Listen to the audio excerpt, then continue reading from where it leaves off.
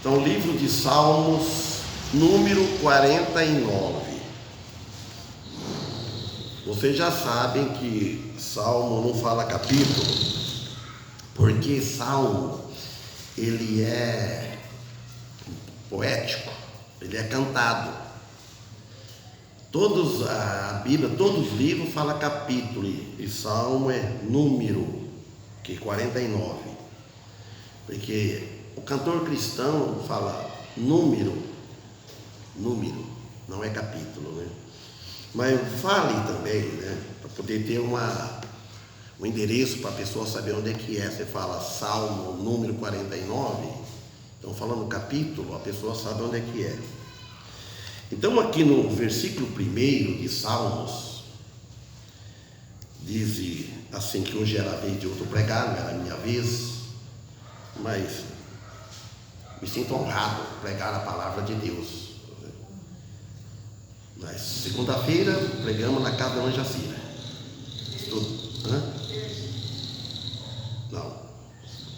Não me lembro. Sei que essa semana foi na casa da Mãe Jacira e na casa também, depois ontem, na casa do Mano Rival, foi um estudo bom lá do Evangelho de João capítulo 6, e também na casa do Mano Luciano. Então, Salmos 49. Ouve isto, vós todos os povos, inclinai os ouvidos, todos os moradores do mundo, tanto plebeus quanto aos nobres, tanto ricos como pobres. A minha boca falará de sabedoria, e a meditação do meu coração será de entendimento. Inclinarei os meus ouvidos a uma parábola, declararei com a harpa o meu enigma, quer dizer, um mistério. Porque tenho que temer nos dias maus, quando me cercar a iniquidade dos que me armam ciladas. Verso 6. Aquele que confia na sua fazenda e se gloriam na multidão das riquezas, nenhum deles poderá de maneira alguma redimir a seu irmão, nem dar a Deus o seu resgate. Amém. Então aqui nesse último versículo, ele disse que nós não devemos temer nada, temer somente a Deus. E fala das riquezas, dos bens materiais, que nada vai redimir. O que redime nós é só o sangue de Cristo. Então no versículo 1, ele fala: ouve isto, vós todos os povos. Então ele está falando para todos os povos. Esse povos que foi escrito naquela época, Salmos 49, esse salmo, esse povo que foi falar naquela época não existe mais, mas esse povos continua de geração em geração, vem nascendo filho, vai dando em casamento e vem vindo estar nos dias de hoje atuais, inclusive nós aqui. Estão falando para nós: inclinai os ouvidos, todos os moradores do mundo. Então este salmo aqui, ele se aplica não somente ao cristão, que tem certeza de sua salvação, mas também para aqueles que ainda não creram em nosso Salvador Jesus Cristo, que não tem certeza da sua salvação. Então para sempre deve trazer a palavra de Deus. Então eles não têm a salvação porque não aceitaram Cristo. E a salvação, ela é por meio da morte e ressurreição de Cristo. Aquele que ainda não tem a morte de Cristo, que não morreu com Cristo, que o seu espírito ainda não ressuscitou, não nasceu de novo, ele está condenado. O nosso corpo não está salvo. O nosso corpo, um dia ele vai ser salvo. Um dia. Quando nós deixarmos este mundo, aí o corpo vai ficar repousando no túmulo. E esse repouso no túmulo ele vai decompor. Porque o corpo ele é matéria. Veio do pó e para o pó vai voltar. Vocês notem bem, o corpo veio do pó. Adão foi feito do pó da terra. E o corpo volta para o pó. E o espírito volta para Deus. O espírito volta para Deus. O espírito daquele que é nascido de novo, o espírito regenerado, imediatamente, a hora que ele deixa o corpo, ele volta para Deus. Agora, o espírito daquele que não encontrou salvação, não é redimido, ele não vai lá para Deus, mas ele pertence a Deus, porque é Deus que fez. Vamos dizer assim, que ele volta para Deus, porque Deus tirou ele desta vida aqui, deste mundo, mas ele vai para outro lugar de condenação. O corpo daquele indivíduo, do ímpio, ele vai descansar.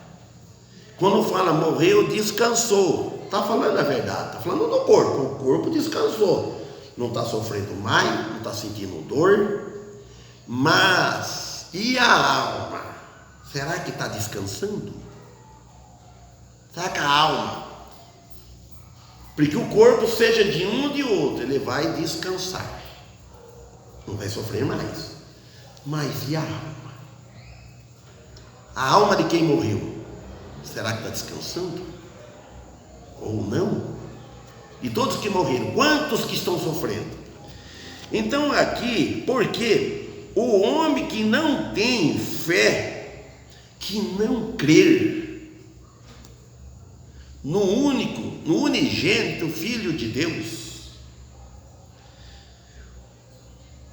como ele pode se redimir do domínio da morte, se ele não crer? Como que ele vai se redimir, ele se salvar, se ele não creu? Crer é muito sério. Eu creio em Deus. Crer em Deus é uma coisa, mas aceitar Ele como Senhor, o Filho dele, é outra coisa. Então ele disse aqui, tanto plebeus. Alguém sabe o que quer dizer essa palavra? Não tem outra versão. Eu sei o que quer dizer. Tanto plebeus, tanto baixos, quer dizer, tanto plebeus quanto aos nobres. Então ele está falando aqui, pelo assunto, não é de estatura.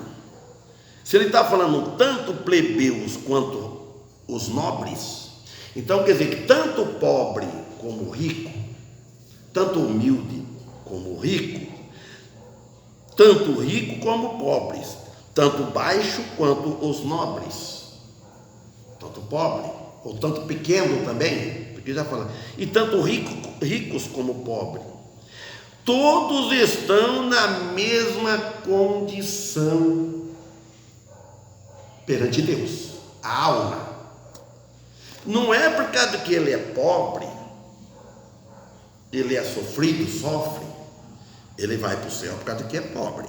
Não. E não é porque caso que é rico, vai para o inferno. Muitos ricos se salvam porque crendo em Jesus. Jesus como seu Salvador, como seu Senhor. Todos eles estão em necessidade desesperadora. É só chegar perto da morte que a pessoa vai lembrar de Deus. Quando ele está, porque a necessidade dele desesperada, necessitando de um Redentor, de um Senhor, de um Salvador. O mundo todo está desesperado, o mundo todo corre atrás de algo. Vocês veem só que ninguém quer ficar sem religião. Acha que basta ser religioso, ter uma religião, fazer parte de uma igreja? Basta, não é. Precisa fazer parte de Cristo. Precisa necessariamente fazer parte da família de Deus, ser filho de Deus. Um filho adotivo, por adoção. Porque filho unigênito, filho único, é Jesus. Ele é o Filho de Deus. E nós, tornamos filhos adotivos.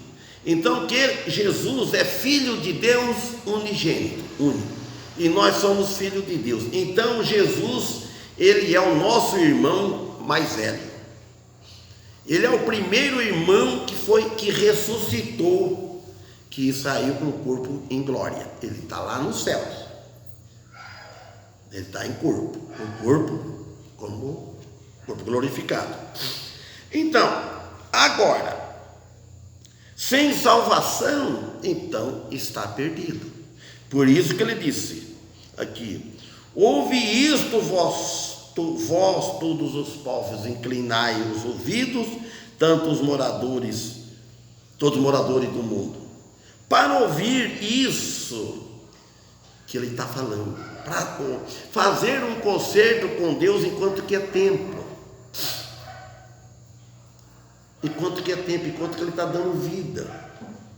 Ele fala assim aqui no 13: a minha boca falará de sabedoria, e a meditação do meu coração será de entendimento. Então, o salmista aqui, vamos ver quem é que escreveu este salmo. Também este salmo pode ter sido escrito por Isaías ou por Ezequias. A confiança em Deus e não nas riquezas. Então ele diz o cabeçalho aqui em cima: pode ter sido escrito por Isaías ou por Ezequias, esse salmo. Então não é Davi. Então quer dizer que, falando assim, todos necessitam de Deus. Todos nascem sem salvação. O que precisa fazer para a pessoa ir para o inferno? Nada. Ele nascer e crescer e vivendo, vai vir subindo, vai ficando, passando de idade, de criança para adolescente, de adolescente, como é que depois vem para jovem, de jovem, uma jovem senhora, um jovem senhor, e vai da meia idade, se torna homem, casam, e já vai ficando, já de idade, ficando ancião, de idade, vai passando, e até morrer. Se ele não aceitar o novo nascimento, o perdão de Deus em Cristo Jesus, ele vai para o inferno, por religioso que seja, por mais bom que foi neste mundo, por mais que serviu o próximo, mas não serviu a Deus. Igual o caso de Cornélio. Cornélio era um homem temente a Deus, um homem religioso, temente a Deus, fazia suas esmolas, orava de contínuo, mas só que, e as orações dele, da fala que subiu aos tronos, subiu lá na presença de Deus. Deus viu aquele homem, então aí Deus preparou ele primeiro, que ele precisava ouvir do Evangelho, e preparou Pedro para levar o Evangelho. Então, agora tem pessoas no nosso meio, pessoas nos dias de hoje, que andam mais, dá mais bom testemunho, mostra bem que um cristão, mas só que a salvação não é pelas obras, é somente pela obra de Cristo. Então a sabedoria aqui que fala, e o entendimento que fala no versículo 13, é a sabedoria que é citada aqui, que é a do céu. Não é a sabedoria que se aprende aqui neste mundo, na terra. E deste modo também, a sabedoria deste modo, que vinda do céu, é o Senhor da glória. É Ele que nos ensina, é o Espírito dele que nos ensina. O único que tem o entendimento de tudo, da morte, do inferno, que se requer para redimir o homem disto. O Senhor Jesus somente. É Ele que tem o poder, porque Ele é perfeito, Ele se fez homem, Ele desceu dos céus, Ele veio para a terra. Ele veio para este mundo aqui, para buscar o que haviam perdido. Então, no versículo 4, que nós já lemos, fala: inclinarei os meus ouvidos a uma parábola, declararei com a harpa o meu enigma, o mistério. Então, veja só. Então, a música, ela tem a resposta. Se a nossa música cristã, o nosso louvor cristão, é louvar a Deus. Se a nossa música cristã, nesta época de modernismo, não exaltar a Cristo, é tudo em vão. Se a nossa música, a música nas igrejas, se estiver exaltando os corais, tem muitos corais, bonito, lindo, bem tocado, bem cantado, voz bem afinada, mas que tudo deve ser para a honra e glória de Jesus. E às vezes acaba isso na frente dos templos, das igrejas, das pessoas que eu digo, né? E acaba sendo a maior atração do culto. Em vez de Jesus aparecer, aparecem os músicos, ou o cantor. Muitos estão cantando para ser louvado, não para louvar aquele que nos salvou, que nos deu a vida. É lamentável isso. O que mais tem, não é criticando, é uma coisa real, porque dizem que a música cristã, ela tem que ser vertical, não horizontal, que fica só aqui. Às vezes a pessoa não canta bem, erra palavras, às vezes não é afinado, mas e o coração dele? É Deus que conhece o coração. Porque senão Deus diz assim: este povo me honra com os lábios, me louva com os lábios, mas o coração está longe de mim. Não é por causa disso que vamos relaxar. Se pudermos cantar bonito, se pudermos ter um coral, sim, mas desde que seja bem doutrinado, disciplinado, que tudo que fizermos para a honra e glória do nosso Deus. Então nós vemos isso. Então, e o preço, exaltar também, louvar, exaltar o preço que ele pagou na cruz. Resulta que não vale a pena se não exaltar a Cristo, como diz o profeta Isaías lá em 29, capítulo 29, versículo 13. Senão não vale a pena, senão estamos perdendo tempo. Não vai ser condenado por causa disso, mas perde galardão. Ninguém vai perder a salvação por isso, mas perde recompensa, porque Cristo salva. A pessoa que é salva, a salvação ela é eterna, não se perde a salvação. Ele tem a fé, mas que começar a ser muito louvado, a tendência é orgulhar. Então, aí ele perde a recompensa que tem que ser louvado por Deus, por nosso Senhor. Ele nos louvar. Ele que vê, porque ele viu lá o interior. Então, aqui no versículo 5: porque tenho que temer nos dias maus, quando me cercar a iniquidade dos que me armam ciladas? Ele diz. Então, este salmo aqui nos ensina para os dias futuros. Nós não sabemos o dia de amanhã. Nós não sabemos. Hoje, às vezes está tudo bem para nós, correndo hoje. Não tem nada perturbando, não tem problemas, não tem vizinho, não tem nada. Mas a gente não sabe o dia de amanhã. Irmão, a gente, eu fico pensando assim, fico pensando em casa, fico pensando, olha, nós estamos com saúde, graças a Deus. Nós temos o lugar de nós ficarmos. Deita, levanta, ora a Deus tanto. Mas a gente não sabe até quando nós vamos viver. O que vai acontecer depois, no dia mais tarde, daqui 20 anos, 10 anos, 20 anos, 30 anos. Como que a gente vai estar? Se vai estar andando bem? Se não. Por isso que a gente precisa exaltar a Deus, servir a Ele e procurar nos zelar do nosso corpo para que nós sirvamos a Deus. Não pôr muito veneno no corpo, não contaminar muito um alimento, tudo, para poder ter saúde para servir a Deus, ter ânimo para vir à igreja. Então nós não sabemos o que vai acontecer no dia futuro, nos dias próximos, que é dias maus, que fala aqui que vem certamente, mas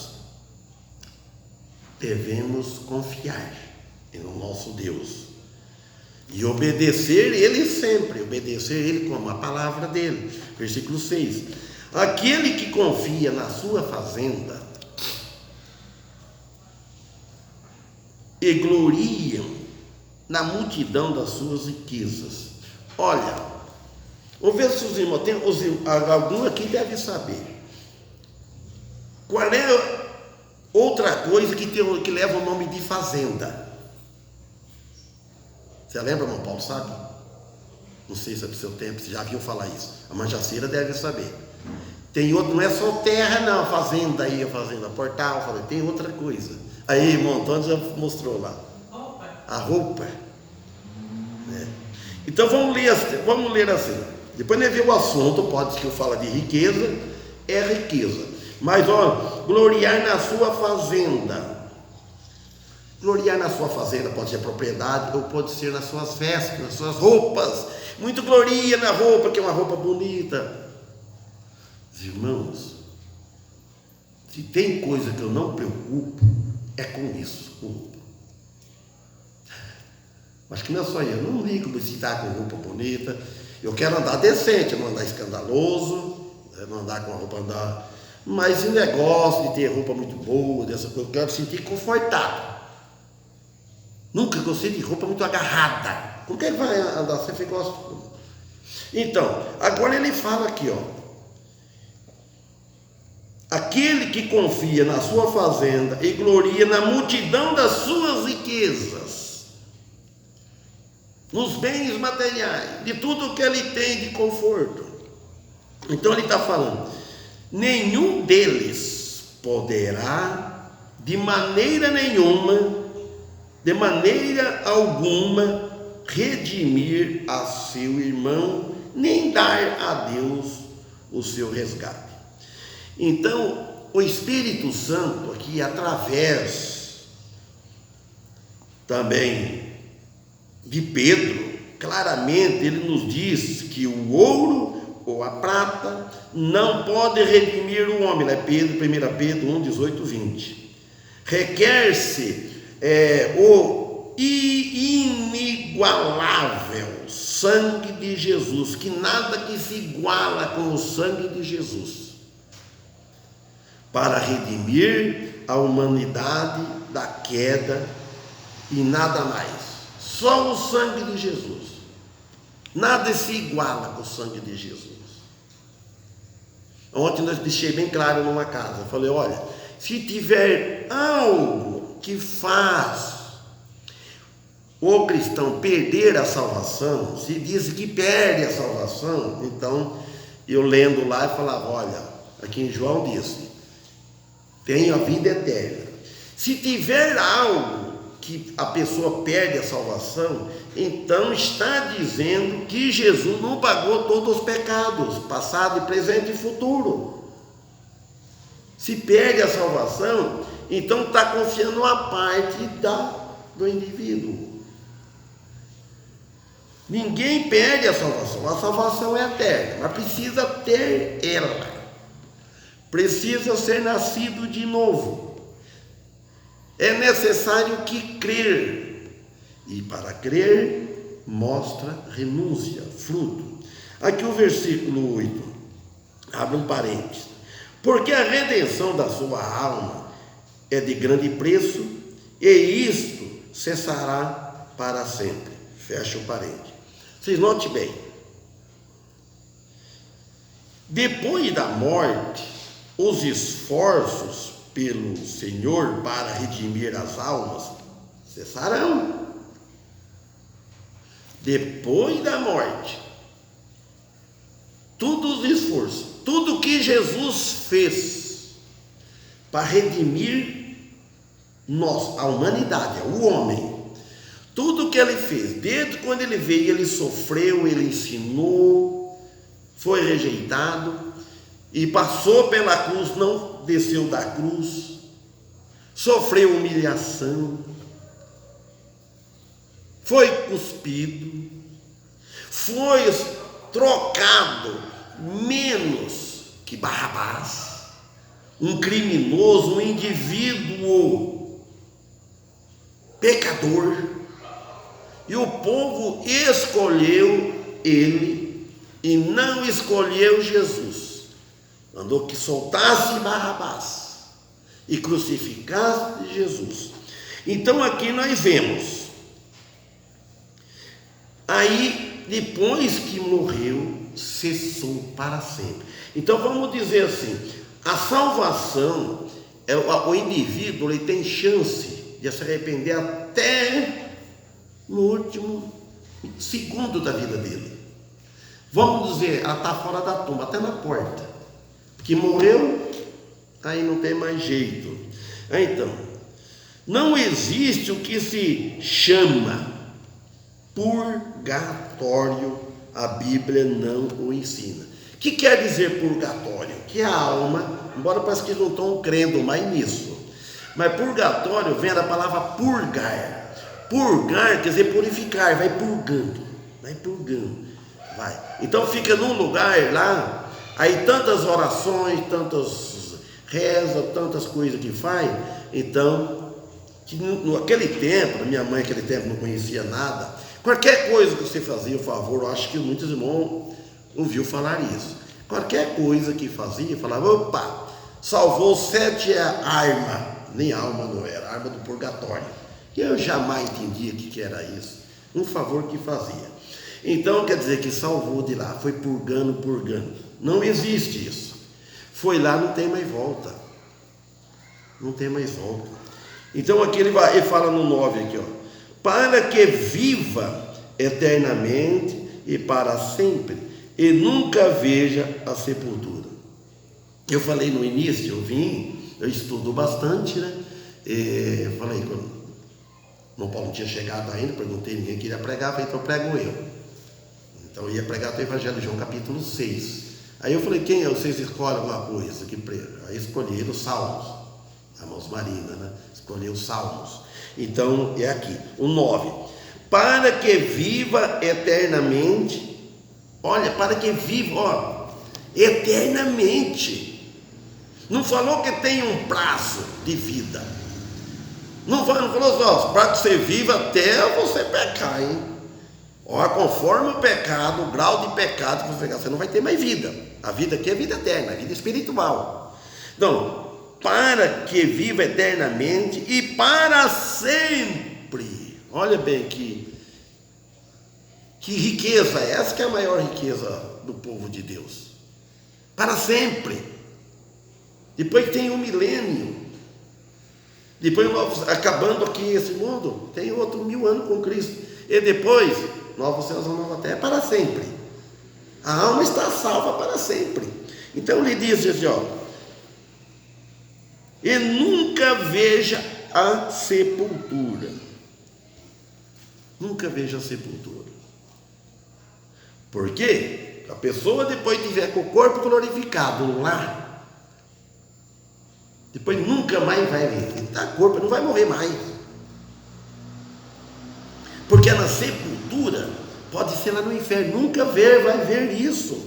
Então ele diz, então ele obtém a vida eterna. Se ele deixar essa oportunidade agora, não tem mais solução depois da morte. Só por fé em Cristo, o que Cristo fez por nós na cruz. Tem vários versículos que dizem, ó, Evangelho de João, capítulo 3, versículo 3, versículo 16, Efésios, capítulo 2, até o versículo 13, do 1 ao 13, 18, etc.